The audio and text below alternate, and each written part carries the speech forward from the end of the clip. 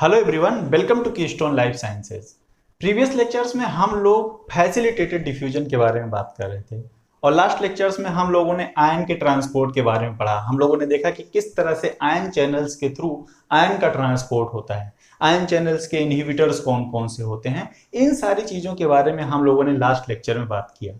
ठीक है, इस लेक्चर में हम लोग वाटर के ट्रांसपोर्ट के बारे में बात करेंगे। ठीक है, हम लोग बात करेंगे कि वाटर को किस तरह से सेल के अंदर ले जाया जाता है या फिर सेल के बाहर ले आया जाता है। ठीक है, वाटर का मूवमेंट किस तरह से होता है, इन सारी चीजों के बारे में हम लोग इस लेक्चर में बात करेंगे। ठीक है, जब मैं आपको मेम्ब्रेन परमेबिलिटी के बारे में बता रहा था, मैं परमेबिलिटी का बेसिक कॉन्सेप्ट जब आपको समझा रहा था, तो वहां पे मैंने आपको बताया था कि प्लाज्मा मेम्ब्रेन किन किन सब्सटेंसेस के लिए, किन किन सॉल्यूट्स के लिए परमिएबल होती है, किन के लिए सेमी परमिएबल होती है, किन के लिए इम्परमिएबल होती है। इन सारी चीजों के बारे में हमने वहां पे बात किया था। ठीक है, मैंने आपको बताया था कि प्लाज्मा मेम्ब्रेन जो होती है वो वाटर के लिए स्लाइटली परमिएबल होती है। ठीक है, स्लाइटली परमिएबल क्यों होती है, इसके बारे में हम लोग थोड़ी सी चर्चा करते हैं। स्लाइटली परमिएबल इसलिए होती है क्योंकि पहली बात तो वाटर छोटा मॉलिक्यूल होता है। ठीक है, छोटा मॉलिक्यूल होने की वजह से ये थोड़ा थोड़ा मेम्ब्रेन को क्रॉस कर सकता है। ठीक है, बहुत ही लेस अमाउंट में धीरे धीरे मेम्ब्रेन को क्रॉस कर सकता है। ठीक है, और इतना धीरे धीरे क्यों क्रॉस करता है, क्योंकि ये एक पोलर मॉलिक्यूल है।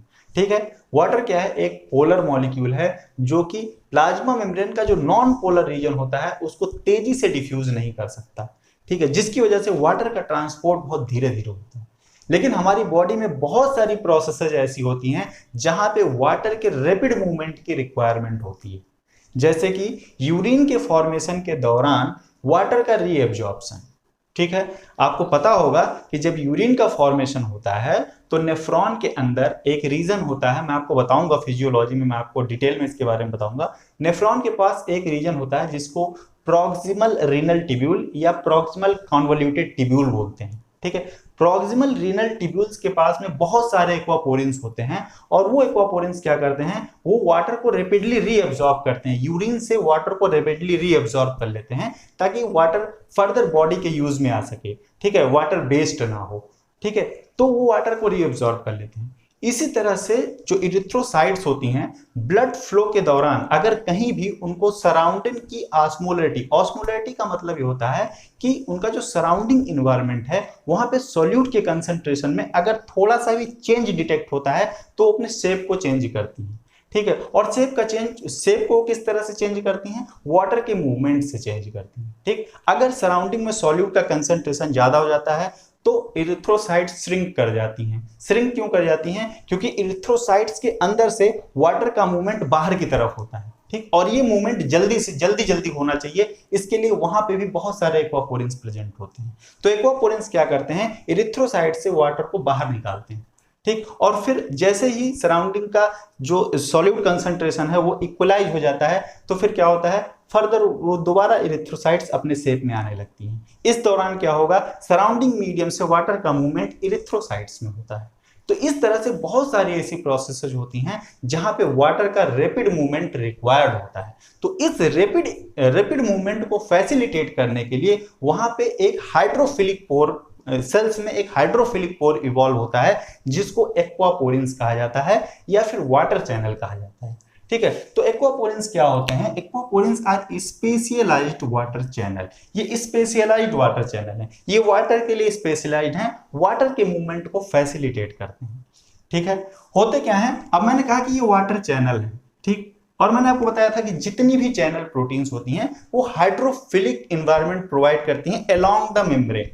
ठीक है, मतलब पूरी मेम्ब्रेन से हाइड्रोफिलिक मॉलिक्यूल के मूवमेंट को फैसिलिटेट करती हैं। इसका मतलब ये हुआ कि ये मेम्ब्रेन को स्पैन करती हैं। तो जैसे सारे चैनल्स इंटीग्रल मेम्ब्रेन प्रोटीन्स होती हैं, उसी तरह से जो वाटर चैनल होता है ये भी इंटीग्रल मेम्ब्रेन प्रोटीन से ही होती है। ठीक, अब ये इंटीग्रल मेम्ब्रेन प्रोटीन्स या फिर एक्वापोरिन्स वाटर के मूवमेंट को किस तरह से फैसिलिटेट करती हैं, इसके बारे में हम लोग बात करते हैं। ठीक है, तो कैसे करते हैं, they transport water in response to osmotic potential gradient. ठीक है, ऑस्मोटिक पोटेंशियल ग्रेडियंट, अब यहाँ पे एक नया टर्म आपको देखने को मिला, ऑस्मोटिक पोटेंशियल ग्रेडियंट। हम लोग इस चीज को समझने की कोशिश करते हैं।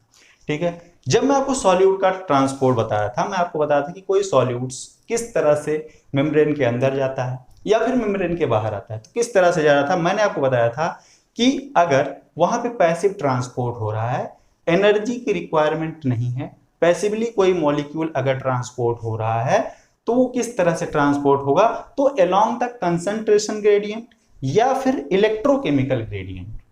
ठीक है, ग्रेडियंट की बात मैंने वहां पे भी किया था, ग्रेडियंट की बात मैं यहाँ पे भी कर रहा हूं। मैंने आपको ये भी बताया था कि केमिकल ग्रेडियंट का मतलब ये होता है कि जिस तरफ सॉल्यूट का कंसंट्रेशन ज्यादा है वहां से कम कंसंट्रेशन की तरफ सॉल्यूट मूव करेगा, मतलब डाउन टू कंसंट्रेशन ग्रेडियंट। उसी तरह से यहाँ पे वाटर का जो मूवमेंट होगा वो ऑस्मोटिक पोटेंशियल ग्रेडियंट के अकॉर्डिंग होगा, एलॉन्ग होगा, मतलब down to osmotic potential gradient, मतलब हायर ऑस्मोटिक पोटेंशियल ग्रेडियंट से लोअर ऑस्मोटिक पोटेंशियल ग्रेडियंट की तरफ वाटर मूव करता है। ठीक है, अगर हम बात करें किसी भी मॉलिक्यूल के मूवमेंट की, जस्ट हम समझाने के लिए यहाँ पे देखते हैं, किसी भी मॉलिक्यूल के मूवमेंट की अगर हम लोग बात करते हैं तो कोई भी मॉलिक्यूल नेचुरली अगर हम बात करें तो हमेशा हायर टू लोअर ही ट्रेवल करता है।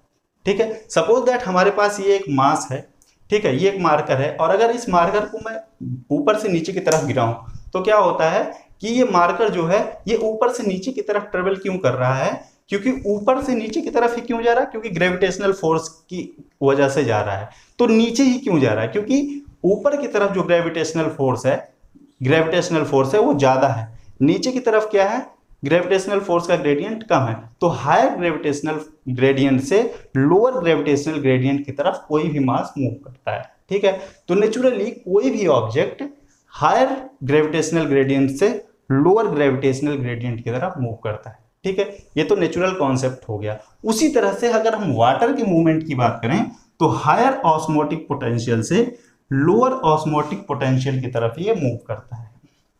ठीक है, तो अब ऑस्मोटिक पोटेंशियल क्या होता है, थोड़ा सा इसके बारे में हम लोग बात करते हैं। ऑस्मोटिक पोटेंशियल का मतलब ये होता है कि अगर हमारे पास दो सॉल्यूशन है तो जिस सॉल्यूशन में वाटर कंटेंट ज्यादा होगा उसका ऑस्मोटिक पोटेंशियल ज्यादा होगा, जिस सॉल्यूशन में सॉल्यूट का कंसंट्रेशन ज्यादा होगा उसका ऑस्मोटिक पोटेंशियल कम होगा। ठीक है, मतलब अगर हम बात करें प्योर वाटर की तो प्योर वाटर का ऑस्मोटिक पोटेंशियल ज्यादा होगा, और अगर हम बात करें कि एक तरफ हमने वाटर लिया है जिसमें हमने कोई सॉल्यूट डिसॉल्व कर दिया है, सपोज दैट उसमें हमने सोडियम आयन डाल दिया है, तो उस सॉल्यूशन का जो ऑस्मोटिक पोटेंशियल होगा वो कम होगा। ठीक है, तो अगर इसी तरह के दो सॉल्यूशन को हम लोग सेमी परमिएबल मेम्ब्रेन से सेपरेट कर दें, सपोज दैट ये हमारे पास दो सॉल्यूशन है, वाटर में यहाँ पे सोडियम आयन डिसॉल्व है, और एक तरफ हमारे पास एक सॉल्यूशन है जहां पे हमारा प्योर वाटर है, ये हमारा प्योर वाटर है। ठीक है, और हमने इसको क्या किया, सेमी परमिएबल मेम्ब्रेन से सेपरेट कर दिया, और ये सेमी परमिएबल मेम्ब्रेन सिर्फ वाटर के लिए परमिएबल है, इस सॉल्यूट के लिए परमिएबल नहीं है। ठीक है, तो होगा क्या, प्योर वाटर का जो ऑस्मोटिक पोटेंशियल होता है वो 0 होता है, प्योर वाटर का ऑस्मोटिक पोटेंशियल 0 होता है। इसका मतलब ही हुआ ये प्योर वाटर है, ये प्योर वाटर हो गया और ये सॉल्यूशन हो गया। ठीक है, मतलब इस प्योर वाटर का जो ऑस्मोटिक पोटेंशियल है वो ज्यादा है 0, और ये क्या है, ये मोर नेगेटिव है, ये ऑस्मोटिक पोटेंशियल क्या है 0 से भी कम है, मतलब नेगेटिव है। तो अब क्या होगा, नेचुरली वाटर इस हायर ऑस्मोटिक पोटेंशियल ग्रेडियंट से लोअर ऑस्मोटिक पोटेंशियल ग्रेडियंट की तरफ मूव करेगा। ठीक है, तो नेचुरली वाटर का मूवमेंट कैसे होता है, हायर ऑस्मोटिक पोटेंशियल ग्रेडियंट से लोअर ऑस्मोटिक पोटेंशियल ग्रेडियंट की तरफ नेचुरली मूव करता है, और इस प्रोसेस को हम लोग क्या कहते हैं, ऑस्मोसिस। ठीक, ऑस्मोसिस क्या होती है, movement of water from higher osmotic potential to lower osmotic potential. ठीक है, इसको हम लोग कहते हैं ऑस्मोसिस। ठीक है, अब एक टर्म और आता है ऑस्मोटिक प्रेशर। ऑस्मोटिक प्रेशर क्या होता है, इस ऑस्मोसिस की प्रोसेस को रोकने के लिए जो प्रेशर अप्लाई किया जाता है उसको हम लोग कहते हैं ऑस्मोटिक प्रेशर। ठीक है, मतलब यहां से वाटर का जो मूवमेंट हो रहा है, इस वाटर के मूवमेंट को रोकने के लिए जो प्रेशर अप्लाई किया जाए, सपोज दैट यहाँ पे हमने एक इम्परमिएबल मेम्ब्रेन लगा दिया। ठीक है, यहाँ पे हमने क्या किया, एक इम्परमिएबल मेम्ब्रेन लगा दिया जो कि वाटर के लिए इम्परमिएबल है। तो अब क्या होगा, अब वाटर इसको क्रॉस नहीं कर पाएगा। ठीक है, वाटर क्रॉस क्यों नहीं कर पा रहा है? क्योंकि यहाँ पे जो इम्परमिएबल मेम्ब्रेन लगा दिया हमने, वो एक प्रेशर क्रिएट कर रहा है, जिसकी वजह से वाटर इस तरफ नहीं जा पा रहा है। तो यही जो प्रेशर यहाँ पे क्रिएट हो रहा है, इसी को ऑस्मोटिक प्रेशर कहते हैं। ऑस्मोसिस को रोकने के लिए जो प्रेशर वहां पे अप्लाई किया जाता है, उसको ऑस्मोटिक प्रेशर कहा जाता है। ठीक है, तो तीनों कॉन्सेप्ट आपके क्लियर हो जाने चाहिए यहाँ से। ऑस्मोटिक पोटेंशियल क्या है? ऑस्मोटिक पोटेंशियल का मतलब ये होता है कि सॉल्यूट का कंसंट्रेशन जहां पे कम होगा वहां पे ऑस्मोटिक पोटेंशियल ज्यादा होगा, जहां पे सॉल्यूट का कंसंट्रेशन ज्यादा है वहां पे ऑस्मोटिक पोटेंशियल कम होगा। ठीक है, ऑस्मोसिस क्या है?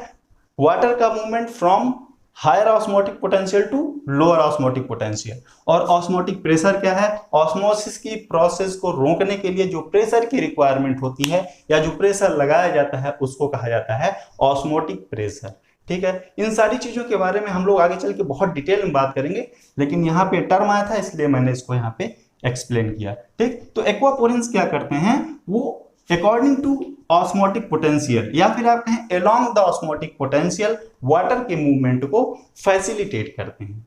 ठीक है, अब हम लोग बात करते हैं कि ये जो एक्वापोरेंस होते हैं ये कितने तरह के हो सकते हैं और ये कहाँ कहाँ पे एक्सप्रेस होते हैं। तो एक्वापोरेंस के टाइप्स की बात करते हैं। ठीक है, तो एक्वापोरेंस के जब हम टाइप्स की बात करते हैं तो बहुत सारी बुक्स में ऐसा लिखा जाता है, बहुत सारे ऐसे रेफरेंसेस देखे गए हैं जहां पे लिखा गया है कि around 350 different aquaporins have been identified in all life forms. All life forms का मतलब हुआ चाहे वो प्लांट हो, चाहे वो एनिमल्स हो, चाहे वो माइक्रोब्स हो, हर जगह पे एक्वापोरेंस एक्सप्रेस होते हैं। ठीक है, और अराउंड 350 के अमाउंट में इनको आइडेंटिफाई किया जा चुका है, और भी ज्यादा हो सकते हैं।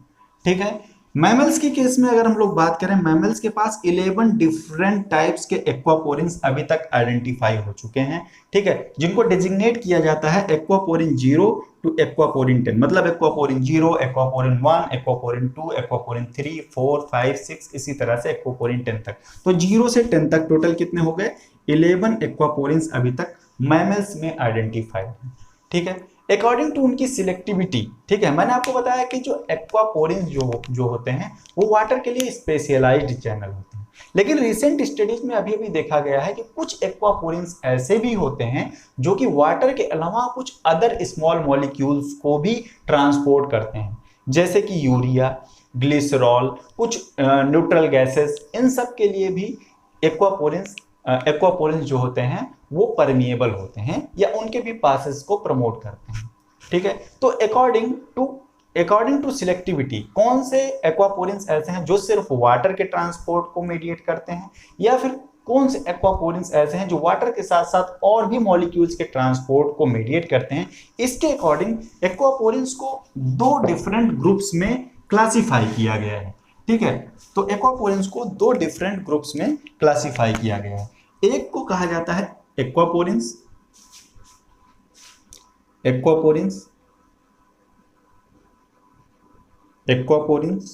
या इसी को कहा जाता है ऑर्थोडॉक्स एक्वापोरेंस। ऑर्थोडॉक्स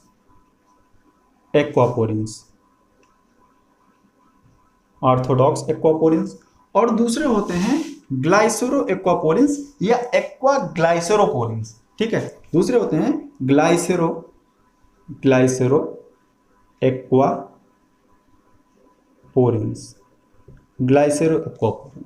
ठीक है, एक्वापोरेंस जो होते हैं या हम कहें ऑर्थोडॉक्स एक्वापोरेंस, इनको क्यों बोलते हैं? तो ऑर्थोडॉक्स का मतलब होता है स्पेसिफिक, ये बहुत ही ज्यादा सिलेक्टिव होते हैं। ठीक है, इस तरह के जो भी एक्वापोरेंस होते हैं ये सिर्फ वाटर के मूवमेंट को ही प्रमोट करते हैं, इसके अलावा और किसी भी मॉलिक्यूल के मूवमेंट को प्रमोट नहीं करते हैं।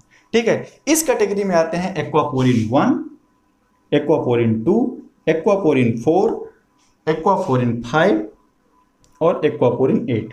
ठीक है, ये एक्वापोरिन्स आते हैं किसकी कैटेगरी में? ऑर्थोडॉक्स एक्वापोरिन्स की कैटेगरी में। ठीक है, दूसरे आते हैं ग्लाइसेरो एक्वापोरिन्स। ग्लाइसेरो एक्वापोरिन्स क्या करते हैं? ग्लाइसेरो एक्वापोरिन्स वाटर के साथ साथ ये वाटर के ट्रांसपोर्ट को तो प्रमोट करते ही हैं, इसके अलावा ये ग्लिसरॉल, यूरिया और भी बहुत सारे स्मॉल मॉलिक्यूल्स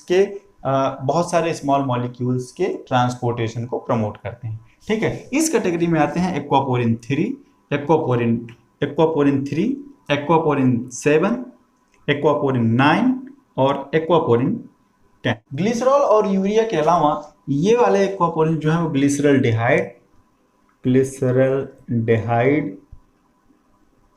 और लाइसिन जैसे मॉलिक्यूल्स के भी ट्रांसपोर्टेशन को प्रमोट करते हैं। रिसेंट स्टडीज में बताया गया है कि जो एक्वापोरिन्स होते हैं वो इन मॉलिक्यूल्स के अलावा कुछ गैसेस के भी ट्रांसपोर्टेशन को प्रमोट करते हैं, जैसे कि carbon dioxide, nitrite, hydrogen peroxide और अमोनिया। इस तरह की जो गैसेज होती हैं, स्मॉल गैसेज होती हैं, उनके ट्रांसपोर्टेशन को भी एक्वापोरिन्स प्रमोट करते हैं। ठीक है। रिसेंट स्टडीज में ये बताया गया है कि वाटर के साथ स्पेसिफिसिटी तो शो करते हैं, लेकिन कुछ ऐसे छोटे मॉलिक्यूल्स होते हैं जिनके ट्रांसपोर्टेशन में ये एक्वापोरिन्स इन्वॉल्व होते हैं। ठीक है। अब इसमें आपको जो याद रखने वाली बात है वो ये है कि एक्वापोरिन्स में ऑर्थोडॉक्स एक्वापोरिन कौन कौन से हैं, तो एक्वापोरिन 1, 2, 4, 5, 8 और ग्लाइसेरो एक्वापोरिन्स कौन कौन से हैं, वो है 3, 7, 9 और 10। ठीक है। एक्वापोरिन 0 और एक्वापोरिन 0 का फंक्शन अभी तक अननोन है कि वो ऑर्थोडॉक्स है या फिर वो ग्लाइसेरो एक्वापोरिन है, ये चीज अभी तक अननोन है। ठीक है। इसके अलावा कुछ चीजें आपको और याद रखनी चाहिए, जो कि उसमें से एक ये है कि जो एक्वापोरिन्स होते हैं यहाँ से वाटर का जो मूवमेंट होता है वो बहुत ही फास्ट होता है। मतलब एक्वापोरिन्स आर वेरी फास्ट, ये बहुत ही तेजी से वाटर के मूवमेंट को फैसिलिटेट करते हैं। अराउंड 3 बिलियन वाटर मॉलिक्यूल पर सेकेंड, 3 बिलियन वाटर मॉलिक्यूल पर सेकेंड की स्पीड से एक्वापोरिन्स वाटर के ट्रांसपोर्टेशन को फैसिलिटेट करते हैं। ठीक है। इसके अलावा ये मैंने जितने टाइप के भी आपको एक्वापोरिन्स बताए, एक्वापोरिन 0 से लेकर के एक्वापोरिन 10 तक, मतलब ये जो 11 एक्वापोरिन्स हैं, ये इनका जो एक्सप्रेशन है वो टिश्यू स्पेसिफिक है। ठीक है। एक्सप्रेशन जो है वो क्या है, एक्सप्रेशन वो टिश्यू स्पेसिफिक है, मतलब डिफरेंट टिश्यूज में डिफरेंट टाइप के एक्वापोरिन्स पाए जाते हैं, टिश्यू स्पेसिफिक।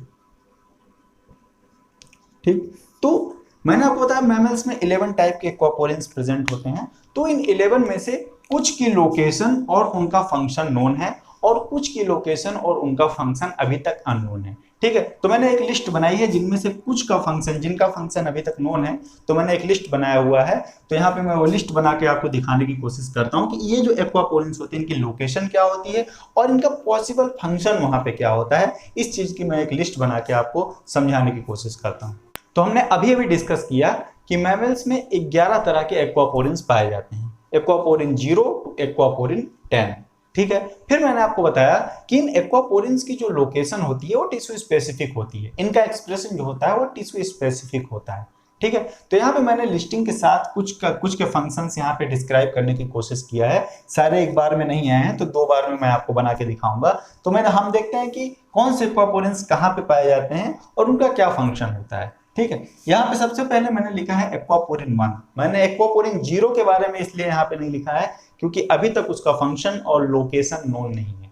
ठीक है। इसीलिए हम सबसे पहले बात करेंगे एक्वापोरिन 1 के बारे में। तो एक्वापोरिन 1 क्या रोल प्ले करता है, तो सबसे इंपॉर्टेंट और सबसे पहला रोल इसका आता है वाटर रीएब्जॉर्प्शन इन प्रॉक्सिमल रीनल ट्यूब्यूल। मैंने आपको बताया था कि प्रॉक्सिमल रीनल ट्यूब्यूल्स में एक्वापोरिन्स इंपॉर्टेंट रोल प्ले करते हैं, वहां पे वाटर का रीएब्जॉर्प्शन करते हैं। ठीक है। दूसरा यहाँ पे एक इंपॉर्टेंट काम है secretion of aqueous humour in eye. ठीक है। इसके अलावा secretion of cerebrospinal fluid in CNS and water homeostasis in lung. ठीक है। ये 4 इंपॉर्टेंट रोल प्ले करते हैं एक्वापोरिन 1। इसका मतलब ये बहुत ही इंपॉर्टेंट एक्वापोरिन कैटेगरीज होती हैं। ठीक। इनके लोकेशन के बारे में बात करें तो कॉमन सेंस की बात है। यहाँ पे मैंने बताया रीनल ट्यूब्यूल, इसका मतलब ये प्रॉक्सिमल रीनल ट्यूब्यूल में पाए जाते हैं। तो क्या हो गया, किडनी भी आपको लिखा मिल सकता है। ठीक है। अगर आपको किडनी लिखा मिले तो ये भी सही है, और अगर प्रॉक्सिमल रीनल ट्यूब्यूल्स लिखा हुआ मिलता है तो ये भी सही है। ठीक है। इसके अलावा ये पाए जाएंगे आईज में। ठीक है। सीएनएस में पाए जाएंगे। ठीक है। और लंग में पाए जाएंगे। तो लोकेशन क्या हो गई, किडनी, आई, सीएनएस और लंग। ठीक। मल्टीपल लोकेशंस पे पाए जाते हैं, बहुत ही इंपॉर्टेंट है। दूसरा आपका आता है एक्वापोरिन 2। ठीक है, एक्वापोरिन 2 का काम क्या होता है, वाटर ट्रांसपोर्ट इन रीनल कलेक्टिंग डक्ट। ठीक, अगर आपने कभी नेफ्रॉन का स्ट्रक्चर देखा हो तो सबसे पहले बोमन कैप्सूल होता है, फिर प्रॉक्सिमल रीनल ट्यूब्यूल होता है, ठीक है, और सबसे लास्ट में एक कलेक्टिंग डक्ट होती है। ठीक है, सबसे लास्ट में कलेक्टिंग डक्ट होती है जहां पे यूरिन का कलेक्शन होता है। ठीक, तो उस रीनल कलेक्टिंग डक्ट में एक्वापोरिन 2 पाया जाता है, वहां पे भी वाटर का रीअब्जॉर्प्शन होता है। ठीक है, वहां पे अगर वाटर का रीअब्जॉर्प्शन नहीं होता है और अगर ये एक्वापोरिन 2 म्यूटेट कर जाता है तो इसके म्यूटेशन से एक तरह की का सिंड्रोम आप कह सकते हैं होता है, और उस सिंड्रोम को हम लोग कहते हैं नेफ्रोजेनिक डायबिटीज इंसिपिडस। ठीक है, तो ये बहुत ही इंपॉर्टेंट टाइप का एक्वापोरिन है, तो आपको याद रखने वाले ये एक्वापोरिन 1 और एक्वापोरिन 2। सबसे इंपॉर्टेंट एक्वापोरिन 2 है। ठीक है, तो ये कहां पाया जाएगा, रीनल कलेक्टिंग डक्ट में, मतलब कहां पे, किडनी में। ठीक, तो ये भी किडनी में पाया जाता है। रीनल कलेक्टिंग डक्ट भी आपको लिखा मिल सकता है, किडनी भी आपको लिखा मिल सकता है। ठीक है, और इसमें सबसे इंपॉर्टेंट जो आपको याद रखने वाली बात है वो ये है कि नेफ्रोजेनिक डायबिटीज इंसिपिडस किस एक्वापोरिन के म्यूटेशन के थ्रू होता है, ये क्वेश्चन आपसे पूछा जा सकता है, दैट इज एक्वापोरिन 2। आपसे ये क्वेश्चन कहीं भी पूछा जा सकता है। ठीक है, तो ये इंपॉर्टेंट है, आपको इनकी लोकेशन याद रखनी है। फंक्शन बहुत कम पूछे जाएंगे, लोकेशन ज्यादा पूछी जा सकती है, इसलिए आप लोगों को लोकेशन पे ज्यादा ध्यान देना है। खास करके जो किडनी में पाए जा रहे हैं उनके लोकेशन पे आपको विशेष ध्यान देना है। ठीक है, फिर आपका आता है एक्वापोरिन 3। ठीक है, एक्वापोरिन 3 वाटर रिटेंशन इन रीनल कलेक्टिंग डक्ट, ये भी रीनल कलेक्टिंग डक्ट यानी किडनी में ही पाया जाता है, किडनी में पाया जाता है। ठीक, फिर आता है आपका फोर्थ एक्वापोरिन 4। ये क्या कहता है, CSF सेरेब्रो स्पाइनल फ्लूइड का रीएब्जॉर्प्शन इन CNS। सेरेब्रो स्पाइनल फ्लूइड का सिक्रीशन होता है, जब जरूरत होती है तो उसका सिक्रीशन होता है और फिर बाद में उसका रीएब्जॉर्प्शन होता है। अगर वो ज्यादा टाइम तक वहां पे रहेगा तो ब्रेन में स्वेलिंग आ जाएगी, जिसको हम लोग एडिमा कह रहे हैं। ठीक है, तो इसका मतलब ये क्या करता है, रेगुलेशन ऑफ ब्रेन एडिमा। तो कहां पाया जाएगा, ब्रेन में पाया जाएगा, CNS में पाया जाएगा, ब्रेन में पाया जाएगा। ठीक है, CNS की बात हम लोग कहते हैं ब्रेन और स्पाइनल कॉर्ड। ठीक है, तो ये ब्रेन में पाया जाएगा, कौन सा, एक्वापोरिन 4। ठीक है, अब आपका बचता है एक्वापोरिन 5, 6, 7, 8, 9, इनके बारे में हम लोग बात करते हैं। तो बात करते हैं एक्वापोरिन 5 की। ठीक है, एक्वापोरिन 5 क्या करता है, एक्वापोरिन 5 फ्लूइड सिक्रेशन इन सेलेवरी ग्लैंड को मेडिएट करता है। ठीक है, सेलेवरी ग्लैंड में जो फ्लूइड सिक्रेशन होता है उस चीज को ये मेडिएट करता है। तो पाया कहां जाएगा, सेलेवरी ग्लैंड में। एक्वापोरिन 5 कहां पाया जाता है, सेलेवरी ग्लैंड में। ठीक है, एक्वापोरिन 6 पाया जाता है किडनी में। ठीक है, ये भी वाटर रीअब्जॉर्प्शन में इन्वॉल्व होता है, लेकिन फंक्शन अभी फुल्ली नोन नहीं है। ठीक है, इसके बाद आता है आपका एक्वापोरिन 7, रीनल प्रॉक्सिमल ट्यूब्यूल, मतलब किडनी में ही पाया जाता है और इंटेस्टाइन में पाया जाता है। फंक्शन के बारे में अभी कुछ डिटेल में लिखा हुआ नहीं मिला है कहीं पे। इसी तरह से एक्वापोरिन 8 जो है उसकी भी लोकेशन नोन है, लीवर में पाया जाता है, पेनक्रियाज में, कॉलन में, प्लेसेंटा में प्रेजेंट होता है। ठीक है, एक्वापोरिन 9 जो होता है लीवर में और ल्यूकोसाइट में प्रेजेंट होता है। ठीक है, तो ये कुछ एक्वापोरिन थे जिनके फंक्शन और लोकेशन नोन है। ठीक है, और कुछ के फंक्शन अभी पूरी तरह से नोन नहीं है, तो उनकी लोकेशन पता चल चुकी है, फंक्शन पे भी डिस्कवरी जारी है। ठीक है, एक्वापोरिन 10 के बारे में अभी लोकेशन और उसका फंक्शन दोनों ही अननोन है। तो एक्वापोरिन 0 और एक्वापोरिन 10 दोनों के फंक्शंस के बारे में या फिर लोकेशन के बारे में अभी कोई अपडेट अवेलेबल नहीं है। ठीक है, तो ये डिफरेंट तरह टाइप्स के एक्वापोरिन्स हैं जो कि कहाँ पाए जाते हैं, मैमल्स में पाए जाते हैं। ठीक है, ये जो जितने भी तरह के एक्वापोरिन्स हैं, ये जब जो वाटर के ट्रांसपोर्ट को रेगुलेट करते हैं, मतलब वाटर का ट्रांसपोर्ट मेडिएट करते हैं, इनकी एक्टिविटी को रेगुलेट किया जाता है फास्फोराइलेशन और डीफॉस्फोराइलेशन के थ्रू। इनकी एक्टिविटी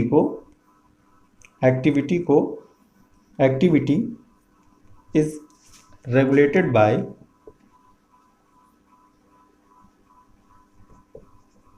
फास्फोराइलेशन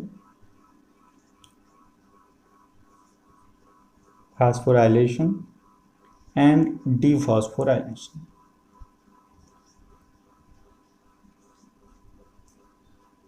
ओके, फास्फोराइलेशन और डीफॉस्फोराइलेशन के थ्रू इनकी एक्टिविटी को रेगुलेट किया जाता है। ठीक है, आपको पता होना चाहिए कि फास्फोराइलेशन और डीफॉस्फोराइलेशन ये पोस्ट ट्रांसलेशनल मॉडिफिकेशंस होते हैं प्रोटीन्स के, मैं आगे चल के आपको बताऊंगा। ठीक है। इन मॉडिफिकेशंस के थ्रू किसी प्रोटीन को एक्टिवेट भी किया जा सकता है और इनएक्टिवेट किया जा सकता है। बहुत सारी प्रोटीन्स ऐसी होती हैं जो कि अपने फास्फोराइलेटेड फॉर्म में एक्टिवेट होती हैं, डीफास्फोराइलेटेड फॉर्म में इनएक्टिवेट होती हैं। बहुत सारी प्रोटीन्स ऐसी होती हैं जो डीफास्फोराइलेटेड फॉर्म में एक्टिवेट होती हैं और फास्फोराइलेटेड फॉर्म में डीएक्टिवेट होती हैं। ठीक है, तो इस तरह से प्रोटीन की एक्टिविटीज को पोस्ट ट्रांसलेशनल मॉडिफिकेशन के थ्रू भी रेगुलेट किया जाता है। मतलब अगर फास्फोरिलेशन को हटा दिया जाए तो इनएक्टिव, फास्फोरिलेशन हो जाए तो एक्टिव। ठीक है, तो इसी तरह से जो एक्वापोरिन्स होते हैं वही फास्फोरिलेशन और डीफास्फोराइलेशन के थ्रू रेगुलेट किए जाते हैं। ठीक है, तो ये तो बात थी कि मैमल्स में कितने तरह के एक्वापोरिन्स पाए जाते हैं। अब हम लोग थोड़ी सी बात करते हैं कि प्लांट्स के केस में कौन कौन से एक्वापोरिन्स पाए जाते हैं। प्लांट्स की अगर हम लोग बात करें तो वहां पे डिफरेंट टाइप्स के एक्वापोरिन्स प्रेजेंट होते हैं।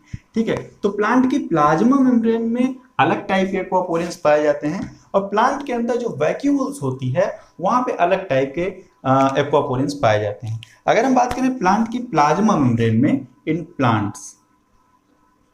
प्लांट्स में अगर हम लोग बात करें तो प्लांट्स में बहुत ही वाइडली एक्सप्रेस होने वाला जो एक्वापोरिन्स होते हैं उनको कहा जाता है पिप्स। इसका फुल फॉर्म होता है प्लाज्मा मेम्ब्रेन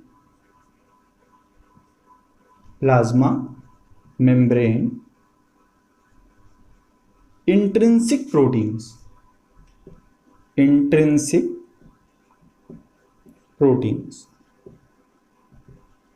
ठीक, और वैक्यूल्स में जो पाई जाती हैं, वैक्यूल्स के मेम्ब्रेन में, वैक्यूलर मेम्ब्रेन में जो पाई जाती हैं उनको कहा जाता है टिप्स।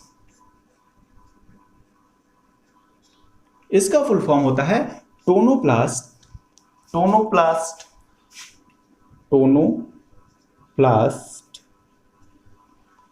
इंट्रिंसिक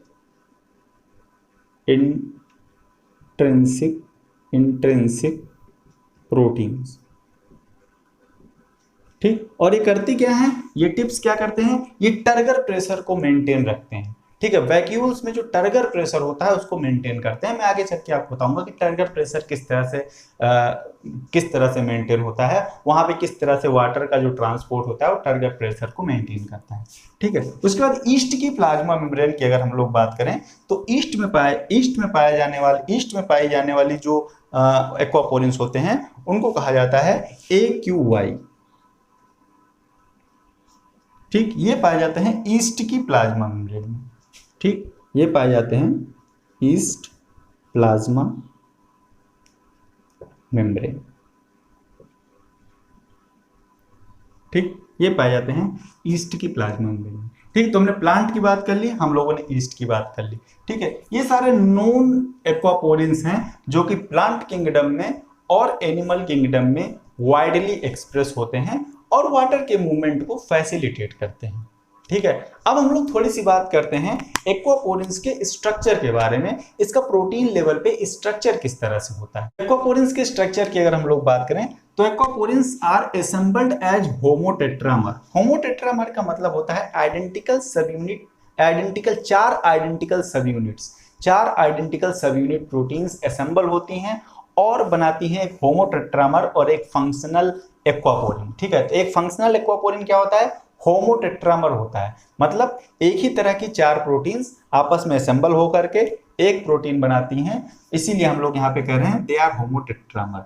ठीक है, हर एक टेट्रामर में जो मोनोमर्स होते हैं, हर एक मोनोमर के पास 6 मेम्ब्रेन स्पैनिंग अल्फा हेलाइसेस होते हैं। मतलब 6 अल्फा हेलाइसेस ऐसे होते हैं जो मेम्ब्रेन को स्पैन करते हैं और 2 शॉर्ट हेलिकल सेगमेंट होते हैं। 2 शॉर्ट हेलिकल सेगमेंट होते हैं, छोटे छोटे हेलिकल सेगमेंट होते हैं। एक हेलिकल सेगमेंट जो होता है वो साइटोसोलिक फेज की तरफ होता है और दूसरा हेलिकल सेगमेंट जो होता है वो एक्सोप्लाज्मिक फेज की तरफ होता है। अभी बना के दिखाता हूँ मैं आपको। ठीक है, इस हेलिकल सेगमेंट, इस स्मॉल जो शॉर्ट आपके जो हेलिकल सेगमेंट हैं, इनके पास बहुत सारे कंजर्व मोटिव्स होते हैं, बहुत सारे कंजर्व मोटिव होते हैं और इन्हीं में एक मोटिव होता है NPA जो कि वाटर सिलेक्टिविटी मोटिव होता है। इसी मोटिव की वजह से ये चैनल स्पेसिफिक होते हैं वाटर के लिए। ये मोटिव बहुत ही इंपॉर्टेंट है, NPA मोटिव। तो एक्वापोरिन्स के पास जो NPA मोटिव होता है वो इसकी सिलेक्टिविटी के लिए इंपॉर्टेंट होता है। ये इंपॉर्टेंट है, आपको याद रखना है।